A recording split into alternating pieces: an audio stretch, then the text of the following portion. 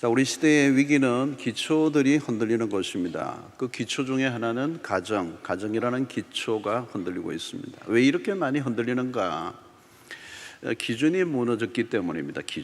우리 시대는 기준이 없어진 시대예요. 여러분, 결혼이나 가정은 우리가 만든 것이 아닙니다. 하나님의 작품입니다. 하나님의 아이디어예요. 우리가 먼저 성경을 통하여 결혼이 무엇인가, 가정이 무엇인가를 배워야 합니다. 창세기 1장 1절이 참 중요하죠. 태초에 하나님이 천지를 창조하셨다. 모든 근원이 하나님으로부터 출발한다는 것입니다. 그러니까 결혼도 단순히 인간이 만들어낸 문화적 산물이 아니라는 겁니다. 그런 면에서 결혼을 인간의 어떤 본성이나 문화에 맡겨서도 안 되는 것이죠. 모든 것으로는 하나님으로부터 출발하는 것입니다. 하나님을 빼버리면 모든 게 뒤엉키게 되어 있습니다. 이 가정의 설계도 역시 하나님이 제정하셨습니다. 하나님이 만드신 이 세상, 그리고 하나님이 만드신 가정, 결혼제도, 그 안에 하나님의 원리가 들어있죠. 하나님은 6째 날까지 창조의 사역을 완성하셨습니다. 그 사역은 완전했습니다. 그래서 하루가 지날 때마다 그 창조의 사역을 하시고 난 다음에 하나님이 보시기에 좋았더라, 하나님이 보시기에 좋았더라, 하나님이 보시기에 좋았더라.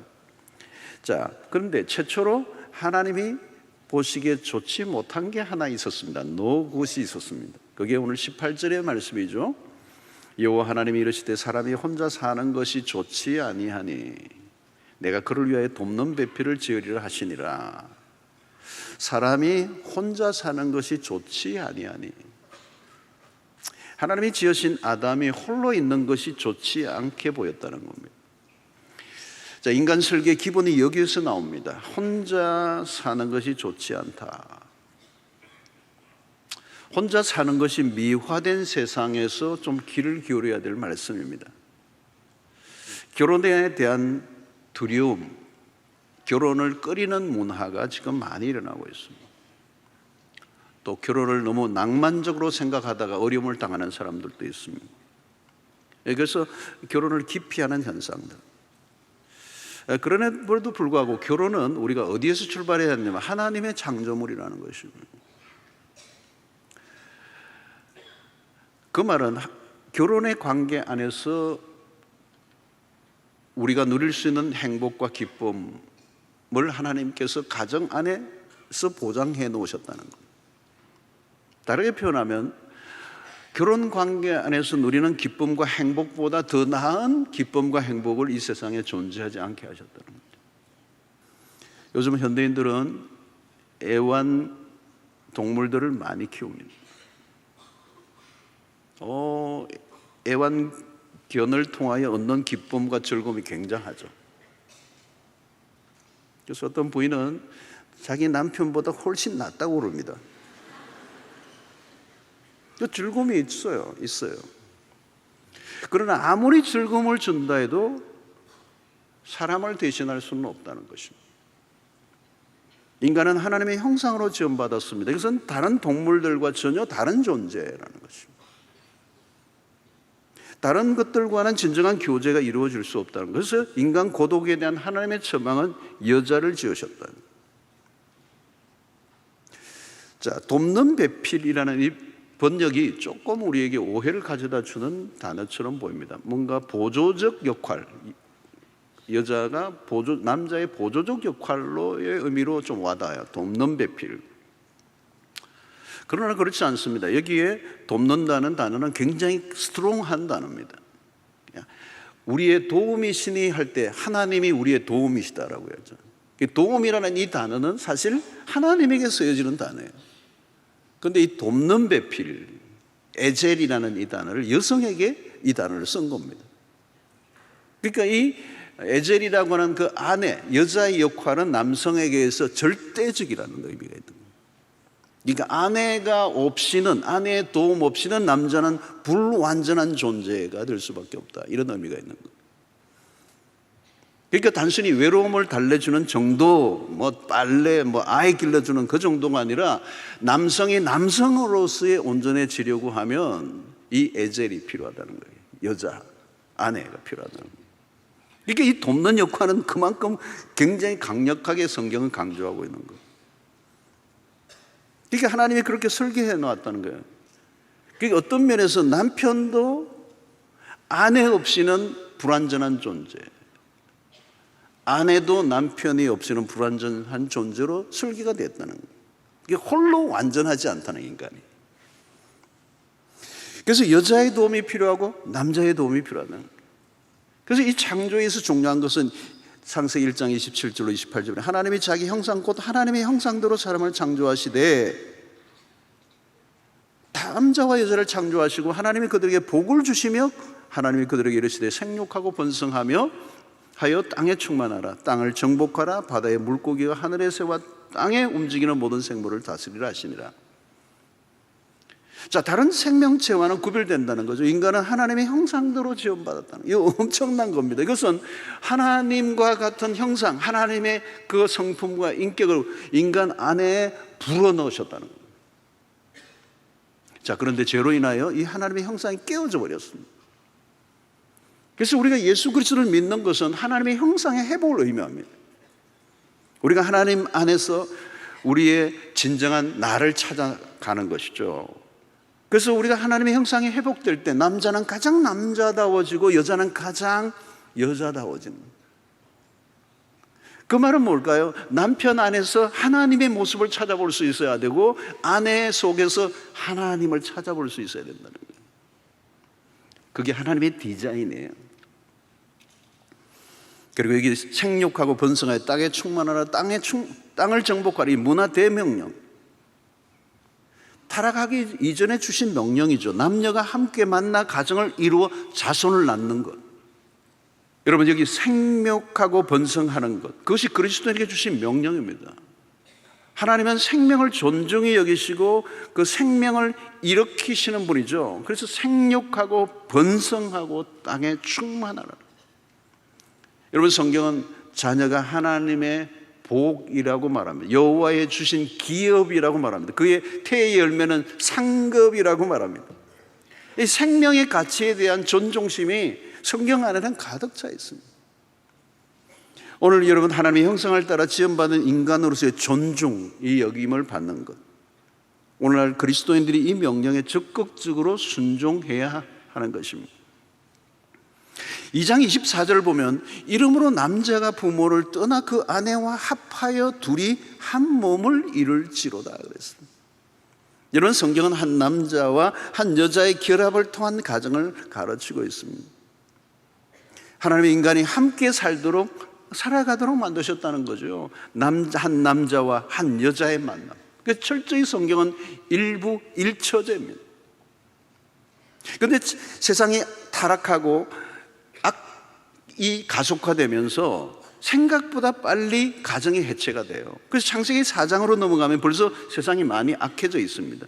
창세기 4장 19절 보면 라멕이 두 아내를 맞이하였으니 하나의 이름은 아다요 하나의 이름은 실라였더라.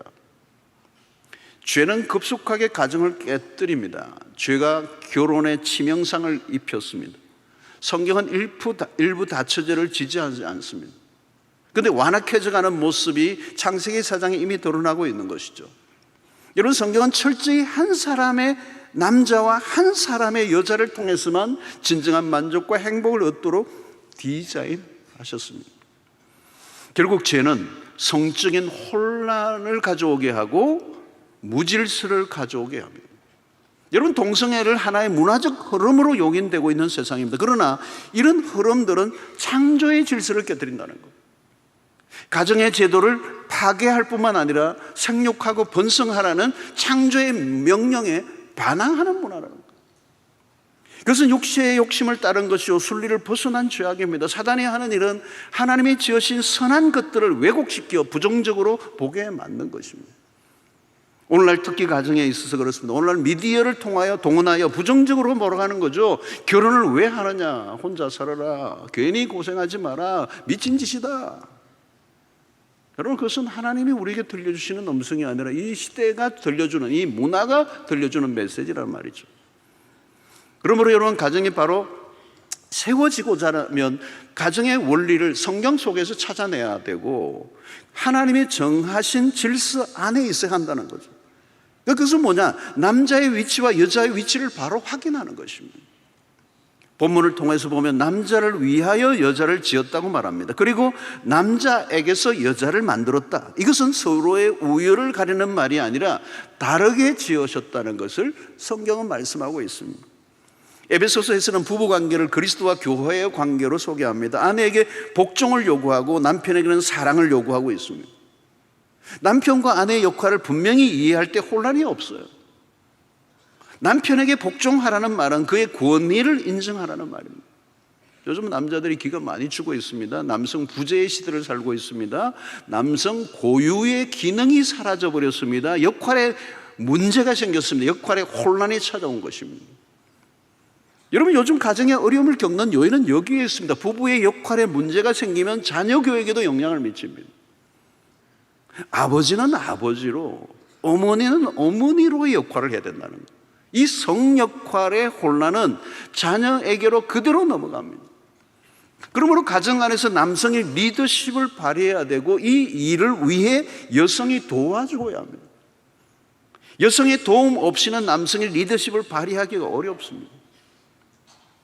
여기에는 남성들의 리더십에도 문제가 있어 단순히 돈을 버는 도구로서가 아니라 가정에 대한 책임이 더 강조되어야 되는 거예요. 그런데 한국 사회는 남성들은 돈을 벌어오는 도구로, 그리고 가정의 모든 책임은 아내로 넘겨버리는 이런 상태는 굉장히 역기능적 가정이 되고 마는 거예요. 여러분, 성경은 남편들의 역할이 훨씬 더 가정에서 강조됩니다. 오늘의 부부관계에서는 마치 사사시대와 같은 느낌이 듭니다. 서로 대장 노릇하고 주인 노릇하려고 하는 것이죠. 여러분, 성경의 원리를 회복해야 합니다. 고린도전서 11장 3절을 보면 그러나 나는 너희가 알기를 원하노니 각 남자의 머리는 그리스도요, 여자의 머리는 남자요, 그리스도의 머리는 하나님이시니라. 강요와 압제와 지배의 개념이 아니라 상호 보완성을 의미하는 거예요. 머리됨은 특권이 아니고 책임을 의미하는 겁니다. 이 가정의 핵심은 부부관계고 그 부부관계 안에 리더십을 누가 발휘해야 되나? 남편이 해야 되고 아내는 그 남편의 리더십을 도와주는 역할을 할 때 그것이 자녀와의 관계의 교육에도 그대로 연결이 되는 것입니다. 자, 부부관계 안에는 상호 보완적인 면이 들어있습니다. 둘 다 서로가 필요한 존재라는 겁니다. 여기는 이기심이 들어설 공간이 없습니다.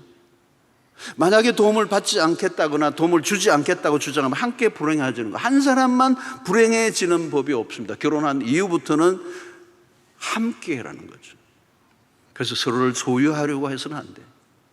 자기 만족을 위한 도구로 만드는 순간 모두가 불행해지는 겁니다. 그래서 서로 필요하고 서로 유익하고 서로 만족하는 관계로 가요. 일방적인 것은 없다는 것입니다. 오늘날 가정이 깨어지는 배경 안에는 지독한 이기주의가 있습니다. 사랑을 하려고 해도 잘 안 되는 거죠. 오늘 시대의 특징입니다, 여러분. 가정의 문제는 사랑의 문제입니다. 부부가 경제적 문제나 성격의 문제로 어려운 게 아니라 핵심은 사랑인데 이 사랑, 인간이 본성적으로 자기중심적이라는 거예요. 여러분, 이 이기심의 극복은 어디에서 가능합니까? 십자가밖에 없습니다. 철저히 상대를 위해 죽어줄 수 있다면 십자가의 원리 외에는 다른 길이 없어요. 내가 상대를 기쁘게 하기 위해 존재하지 나의 기쁨을 위해서 상대를 도구화해서는 안 된다는 것입니다. 그래서 주님이 가르쳐 주신 황금률이 부부관계 안에도 너무도 중요합니다. 마태복음 7장 12절을 보면 그러므로 무엇이든지 남에게 대접을 받고자 하는 대로 너희도 남을 대접하라. 이것이 율법이요 선지자니라. 이게 중요한 원리입니다. 누구든지 남에게 대접을 받고자 하는 대로 남을 대접하라. 여러분, 이 말씀이 왜 황금률입니까? 내가 남에게 대접을 받고자 하는 대로 먼저 대접을 하면 우리의 삶의 모든 관계는 해결이 됩니다. 여러분, 그런데 이 구절은 세상 사람들은 실천할래 할 수가 없습니다. 내가 받지 않았는데 주는 사람이 없어요. 우리는 끊임없이 받아도 줄 줄 모르는 우리 성향을 갖고 있는데 어떻게 남에게 대접을 받고자 하는 대로 먼저 그를 대접할 수가 있겠습니까? 이것을 할 수 있는 사람들은 하나님의 사람들밖에 없어요. 우리는 여러분 하나님으로부터 받은 게 너무 많은 사람들, 하나님으로부터 사랑을 많이 받았고 은혜를 많이 받은 사람들이에요. 그러니까 우리는 다른 사람에게 먼저 베풀 수 있습니다. 내가 나 중심이 아니라 상대 중심으로, 나의 필요가 아니라 상대의 필요를 채워주는 그 일을 할 때 우리의 관계 안에 회복의 역사가 일어나는 것입니다. 가정은 물론 인간관계의 중요한 원리를 가르쳐주죠. 하나님은 남자와 여자로 지으셨다. 아담과 같은 사람을 짓지 않으셨어요. 그래서 1장 27절의 말씀, 하나님이 자기 형상 곧 하나님의 형상대로 사람을 창조하시되 남자와 여자를 창조하시고 있습니다. 여러분, 남자와 여자를 따로 만드셨다는 것, 남자는 남자고 여자는 여자라는 것, 각기 다르다는 겁니다. 그래서 여러분, 다름을 인정하는 것에서도 시작이 됩니다. 하나님이 다르게 지으셨다는 거죠. 여러분, 행복한 가정을 위해 중요한 것은 이 다르다는 것을 인정해야 된다는 거예요. 하나님이 인간과의 이 차이를 극복하기 위해서 몸을 입고 세상에 오셨던 것처럼 너무도 다르지만 그 다름을 받아들이고 인정하고 용납하는 것, 그것이 우리의 가정생활입니다. 그리고 중요한 것은 서로의 차이를 인정하고 용납하는 것, 서로의 필요를 충족시켜주고 상호 보완해 주는 것. 남자가 남자다운 게 뭘까요? 아내의 필요를 채워주는 것이죠. 여자의 여자다움은 뭘까요? 여자로서의 역할을 감당하는 것입니다. 그런 노력을 계속 기울이지 않는다면 우리에게 불행이 찾아온다는 것입니다. 그리고 마지막으로 다름에도 불구하고 둘이 하나가 되었다. 다른데 하나가 되었다는 거. 24절에 보면 이러므로 남자가 부모를 떠나 그의 아내와 합하여 둘이 한 몸을 이룰지로다 그랬어요. 자, 결혼이란 완전한 연합입니다. 이 한 몸을 이룬다는 말은 마치 악교로 완전히 접착을 해서 더 이상 떨어지지 않는 그런 한 덩어리로 만들었다는 것. 여러분, 이 하나 되면 결합은 결국 하나님에 의해서 이루어진 것입니다.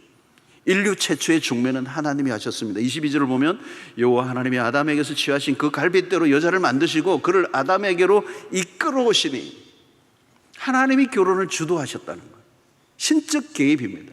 하나님께서 여자를 만드시고 그를 아담에게로 이끌어오셨다. 결혼은 그냥 사람들이 만들어낸 산물이 아니고 그냥 감정적 끌림이 아니고 하나님의 섭리 속에 하나님이 이끌어 드심으로 이루어진 것이 결혼이라는 것입니다. 그래서 하나가 되었다는 것은 무엇을 의미합니까? 공동 운명체, 모든 것은 서로 엮여져 있다. 따로따로 설명될 수 없다. 분리되어 말할 수 없다. 결혼한 이후부터는 함께 평가를 받는다는 거예요. 부부는 나눌 수 없는 한 몸이 되었어요. 나누어지지 않습니다. 하나님의 중요한 것은 부부관계 안에서의 만족을 함께 얻어가는 것, 다른 곳에서 만족을 얻고자 해서는 안 된다는 것. 하나님이 그렇게 허락해 주지 않았다는 거죠. 하나님은 가정 안에서만 행복을 누리도록 하셨어요. 그것이 창조의 원리입니다. 이런 배우자를 그러므로 이제 남과 비교해서도 안 되죠. 여러분, 비교처럼 나쁜 게 없잖아요. 비교야말로 상대를 낙심하게 하는 결정적인 요인이 됩니다. 자신감을 가정 안에서 불러넣어 줘야 되거든요. 서로 지지해 줘야 되고 인정해 줘야 되고 칭찬해 줘야 되고 격려가 필요해요. 여러분, 이 셀프 이스팀이라고 하는 이 자존감의 문제는 가정 안에서 형성되는 거잖아요. 처나 바깥에서 아무리 유명하고 탁월한 성공적 인생을 살아도 가정 안에서 아내가 남편을, 남편이 아내를 인정해주고 지지하고 격려해주지 않으면 자존감은 하나씩 바닥을 치게 되는 거예요. 건강한 가정 안에서 자라난 아이들의 자존감이 높아지잖아요. 아내로부터 남편으로부터 가장 존귀한 존재로서의 가치를 깨닫게 해주는 거. 여러분, 가정 안에서 존재의 가치를 느끼게 될 때 삶에 의욕이 생깁니다. 가장 존귀한 남편이고 아내로 인정받을 때 힘이 나는 거잖아요. 그리스도 안에서의 존귀한 가치를 발견하는, 배우자만이 가지고 있는 가치를 인정해주고 세워주는 이 장점을 보는 눈을 가져야 됩니다. 그리스도와 교회의 신비로운 결합처럼 부부관계가 갈수록 깊어져 가는 거죠. 가정 안에 비밀이 있는 것입니다. 창세기 3장 21절을 보면 여호와 하나님이 아담과 그의 아내를 위하여 가죽 옷을 지어 입히시니라. 인류 최초의 아담과 하와가 죄를 범하니까, 여러분 1장 2장 마지막에 보면 뭐가 있습니까? 벌거벗었으나 부끄러워지 아니었다는 부부의 관계는 신비로운 관계예요. 그런데 죄를 짓고 나니까 서로의 shame, 부끄러움을 느끼기 시작하고 이 무화과 나무 잎으로 자기의 몸을 가리기 시작한 거죠. 이게 옷을 지어 만든 이게 패션의 출발이면서 종교의 출발이에요. 인간의 노력으로 자신을 이렇게 포장하기 시작한 거예요. 정직한 만남이 불가능한 거예요. 왜? 서로를 바라볼 때 판단하기 시작했기 때문에요. 그때 하나님의 처방은 여호와 하나님이 아담과 그의 아내를 위하여 가죽옷을 지어 입으시다는 거예요. 이 가죽옷은 뭘까요? 짐승을 잡아서 피를 흘려야 가죽옷이 만들어지는 거예요. 바로 예수 그리스도의 십자가의 죽으심을 예표하는 사건이에요. 다시 말하면 하나님의 은혜로 그들의 허물을 덮어주신 거죠. 여러분, 우리의 가정에 하나님의 은혜가 필요합니다. 하나님의 은혜가 필요해요. 결혼에는 우리를 행복하게 해줄 마술 단지가 존재하지 않습니다. 여러분, 함께 전혀 다른 사람이 함께 살아간다는 것은 너무도 어려운 일입니다. 로맨스가 아닙니다. 사랑하는 일에 우리가 얼마나 미숙한 존재인가, 얼마나 이기적인 존재인가. 그러므로 날마다 연약하고 깨어질 수밖에 없습니다. 그래서 우리는 끊임없이 하나님을 의지하는 법을 배우고 하나님의 복음의 은혜 속에 계속 담금질 될 때 어느 순간 나도 모르게 부부의 관계에 회복이 일어나는 거예요. 여러분, 교회 안에서 아무리 봉사 열심히 해도 그 봉사로 자신의 삶을 커버하는, 포장하는 것일 수 있어요. 진정한 우리의 신앙의 진면목은 교회 안에서 사역 속에서 나타나는 게 아니라 부부의 관계 속에, 부모와 자녀와의 관계 속에 나타나는 거예요. 어느 순간 내가 아내와 남편과의 관계 안에 회복이 일어나고 있다면 그게 진짜란 말이죠. 어느 순간 싸움이 줄어들고 싸워도 지혜롭게 싸우기를 시작하고 하나님의 은혜가 흐르기 시작할 때 정말 용서가 안 되던 게 용서가 되고 이해가 되고 용납이 되고 품어지는 역사.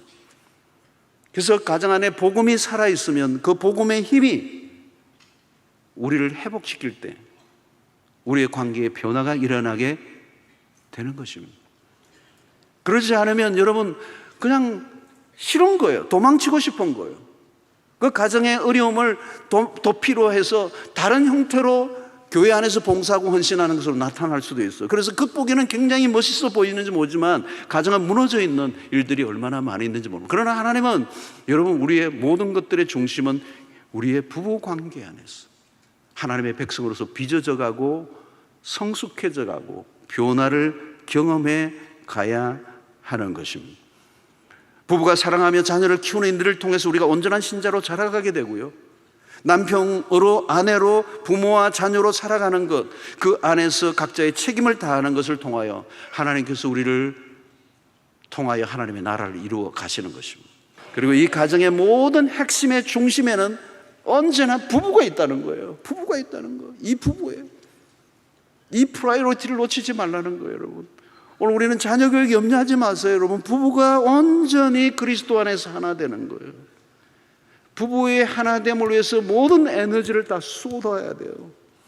그런데 우리는 뭐예요? 전통적 가정은 남성들은 결혼을 하고도 여전히 부모의 가정과 연결이 되어져서 부모를 더 프라이어리티로 두다 보면 부부의 관계에 금이 가기 시작하는 거예요. 그리고 결혼하고 난 다음에 자녀가 생길 때 자녀에게 모든 걸 다 쏟아부음으로 여성은 아내의 역할보다 어머니의 역할이 더 강조되므로 부부의 관계가 깨어질 때 결국은 가정의 자녀의 문제도 어려워지게 되고, 부부의 관계가 깨어질 때 결국은 부모와의 관계도 문제가 생기게 되는 것입니다. 부부의 온전한 회복, 이게 프라이어리티예요. 온전히 한 몸을 이루는 그리스도의 성숙한 부부가 될 때 자녀의 교육과 부모의 관계가 회복되고 그 아름다운 회복된 관계가 하나님의 나라의 확장에 우리의 삶이 서해지게 되는 것입니다. 이 놀라운 비밀을 이루어가는 일에 힘쓰시는 여러분들 되시기를 주의 이름으로 축원합니다.